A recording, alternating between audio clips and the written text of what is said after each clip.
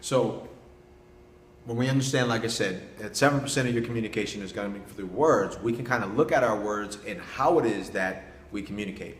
Now, in the NLP or neural-based learning or neural-based programming, that communication effectively, when you're using all of your senses, are called the VAK, V-A-K.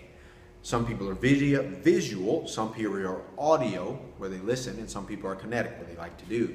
So as you're speaking with somebody and you think that, or you recognize that they're visual, they are like looking at you like, I see. They see something and they can replicate it. Or somebody who actually communicates more effectively as being someone who listens, you can speak to them and they're kind of not paying attention to you. They're kind of like listening like, okay, all right, got it, all right. And it may think that they're not paying attention to you. And then if you ask them, they just turn around and repeat everything you said. Like, oh yeah, I got it already. I was paying attention. I may have been drawing, but I was listening. I understand. That's that person. Then the other person doesn't, he just wants to do it. He just wants to take action. He wants to get his hands dirty. He wants to kind of maneuver. He's like, okay, I got it. Let's just go.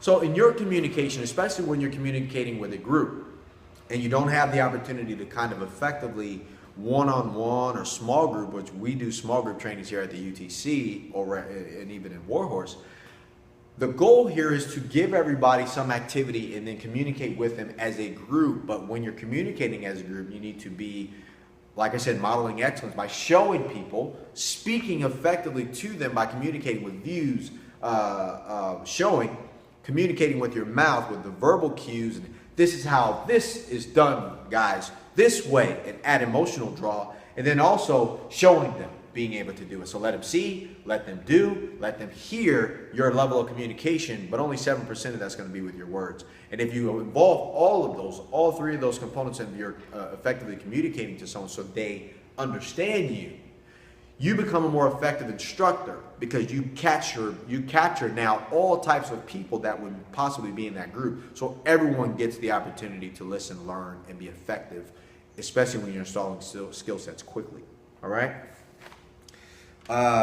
So that was VAK, and then also we must learn to identify very quickly how to communicate that. So if you hear somebody say, "Oh, I see what you mean," that's probably because they're used to listening, learning by looking, and then they get it. Or like, yeah, I hear what you're saying. Like oh, I heard you. Like they heard you, painted a visual in their mind, and now they can operate. Or somebody goes like, cool, you know what, I like to take action. I just like to get that's how I am. I just don't want to fucking do it. I'll figure it out along the way.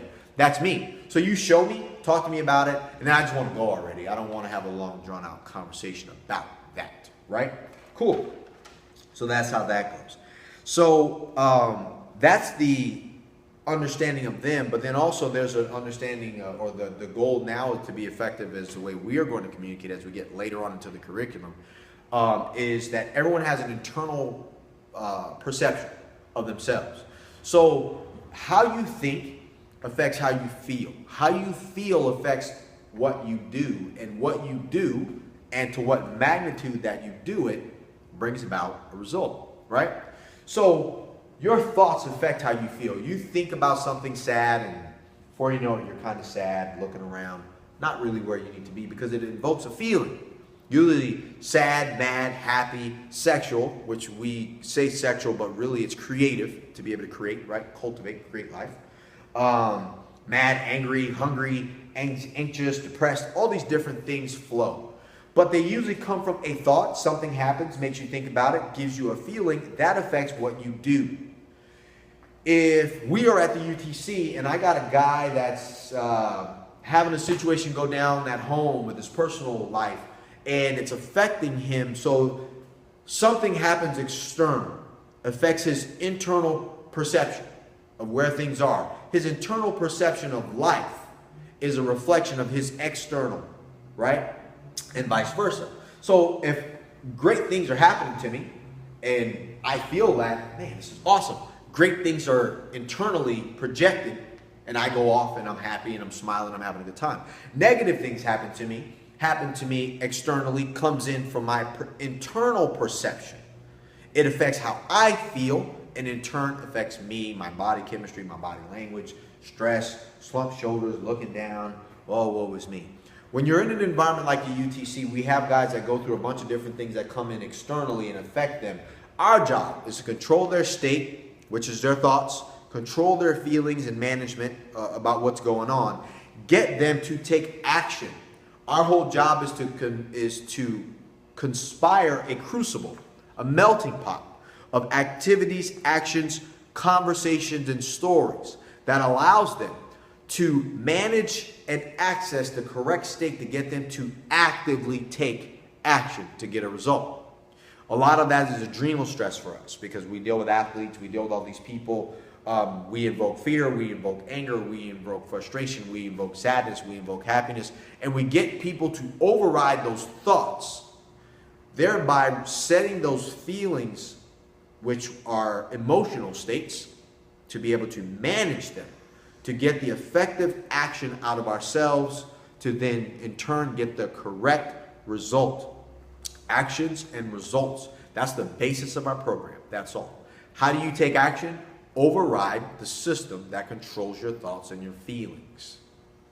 Simple enough, but it fucking works. Who knew? All right? That goes across the board. If you're an athlete, you're fucking arguing with your girlfriend, and you know you have to go and perform out there, focusing on your girlfriend at that moment is going to affect your performance. Now, while you haven't learned how to not fight, not shoot, not duck, or if you're a military soldier and you're arguing with your wife at home because she's cheated on you, you're in Afghanistan, you're in the special forces, you have a job to do, you are barely going to be able to focus on your job no matter how great you are if you allow your emotions and thoughts and feelings to override the actions necessary to keep you alive so you can do what you have to do. That's our job, guys. We effectively make people unstoppable, which is where the name comes from, because we allow them to understand state access, state management, control that to get the necessary actions needed to get a required result. All right? So, and then also NLP is good for the use of installing language. Language that we use. I don't say try, I say do it or don't do it. I'll say do it again or get this done or let's go fucking wage war and take action. Those invoke a different feeling at the time that we can manage our other feelings. We install another mindset, we install another conversation, and we put that there. And we do that installation at the time where there's adrenal stress, there's fatigue, they're tired. And then while they're doing those things, we install something else and it overrides the old conversation. So we kind of scratch the record, so to speak, that's playing in their mind, like this is fucked up, this is fucked up, this is fucked up. And we go, ooh, this is fucked up comes on because they're tired. We put a new record on, say, get this shit done. Wage war, brother. Get this shit done. No love, just war. This is war horse. This is what happens. And all of a sudden they get tired and all of a sudden that old record plays. This is fucked up. And then it skips into get this done. Wage war, no love. And then all of a sudden this is what happens. And then they start getting a new thought, a new feeling. They begin to control their state of mind, manage their state of mind, and they begin to take action and do the things that we've taught them to do, which is continue on until they get the result. That's what it's about. So we begin to do that stuff, and that comes from our ability to be able to install new languages, new conversations, new skill sets at the time. So words like don't, will, won't, be unstoppable, win, be a champion, be a warrior, be elite, wage war, dominate, take action, go get badass results. 100 strong is strengthening. They're not the other ways. Those words that strengthen us and make us stronger by using language at the time that we are affecting people's thoughts and feelings using neural-based training, neural-based programming, neural-based conditioning, the way that we do it here as instructors, builds guys. And in turn, we build up their internal representations and their internal perceptions, and that affects their external perceptions because now they are operating from internal first, projecting on the world rather than allowing the world to project on them, and then they take that perception and let it affect their internal world, all right? So that's our jobs. That's why we operate from a reasons or results attitude, okay? And in order for this to work, you know, we are also able to communicate effectively because we can use humor, we can use reasons, we can use results, we can use stories, we can use analogies as it relates to who they are. You notice I talk about athletes a lot because we tend to work with athletes. Or I talk to special forces a lot, so I use things that they understand as special forces guys and military soldiers, and I relate it to their life. So I can say, hey, look, it's no different from when you go to selection and you're dealing with drill sergeants, the sergeants doing this or the cadre doing this, drill sergeants, or you got all these different people doing this. It's the same thing that you're going to experience when you're at home. You have to control your emotional state and get the job done at home with your spouse, with your wife, if things are good, not good, spending time with your family, spending time with the sergeant, spending time as a leader, spending time as a follower, as you would there.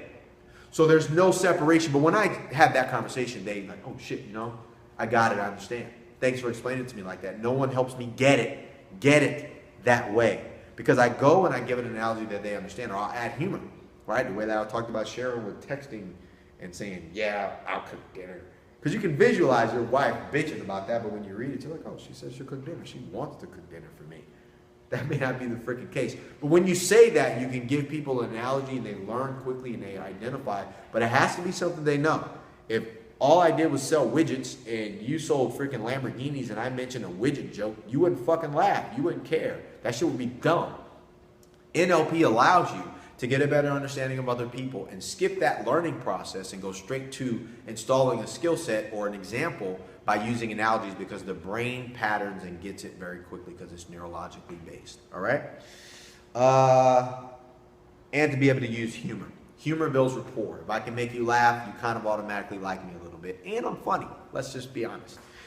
So I do get that, and I do want you to understand where this is coming from. So this is just a slight training, not a huge training, but I wanted you to kind of get a good understanding of how we implement state management, state access, state controlling by using neural-based learning processes to accelerate the learning for our people faster, how we use modeling excellence, why we use Warhorse Strength Camp to install confidence. Really, it's what we're doing, installing self-belief and confidence in these people and giving them a workable skill set and some tools to go in their toolbox where when shit gets hard for them or their back's against the wall, they can scratch their internal record and go, wait, I can get this done. And we instill that value very quickly, violently, fatigue, team building, leadership, everything that we can right here at Warhorse Strength Camp, because that's what this gym was created for. It's a personal development company to help men become champions. The definition of champion to Warhorse is a person who conquers. The definition of being unstoppable to Warhorse is someone who can conquer oneself. When you can overcome your own fears, hesitations, your own mental capacity that would stop you from getting your results, you win. All right? Again, this is Coach Vic saying create, apply, inflict, panic, pressure, pain to stretch, grow, get badass results. And if you have any questions, continue on with the instructor enhancement training. This is just something to help you become more effective as a communicator, why we do what we do, for you to kind of think about ways that you can become more effective in your own personal lives as well as instructors with your wives, with your kids, and also with yourselves. And let's talk soon, okay? Wage war. Let's get it.